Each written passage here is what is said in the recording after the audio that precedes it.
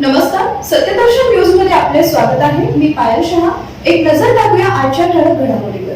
सोलापुरात भाजप एबी फॉर्ममुळे गोंधळात गोंधळ.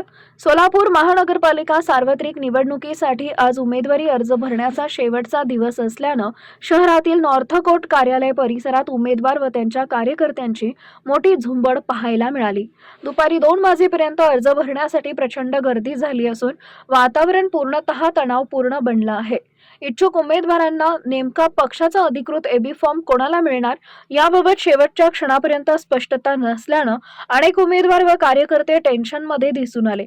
काही प्रभागांमध्ये एकापेक्षा अधिक इच्छुक असल्यानं संभ्रमाचं वातावरण निर्माण झालं आहे. याच दरम्यान भारतीय जनता पार्टीचे अधिकृत एबी फॉर्म घेऊन आमदार सचिन कल्याण शेट्टी, रोहिणी तडवळकर तसेच पालकमंत्र्यांचे पीए घुले हे नॉर्थ कोर्ट कार्यालयात दाखल झाल्यानं राजकीय हालचालींना वेग आला.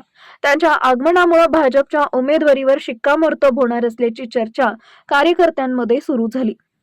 नॉर्थ कोर्ट परिसरात उमेदवार, समर्थक आणि पक्ष कार्यकर्त्यांची गर्दी वाढल्यानं पोलिसांना गर्दी नियंत्रणात ठेवण्यासाठी विशेष प्रयत्न करावे लागले. शेवटच्या क्षणापर्यंत उमेदवारी निश्चित न झाल्यानं काही इच्छुक उमेदवार नाराजी व्यक्त करत असल्याचंही चित्र पाहायला मिळाले.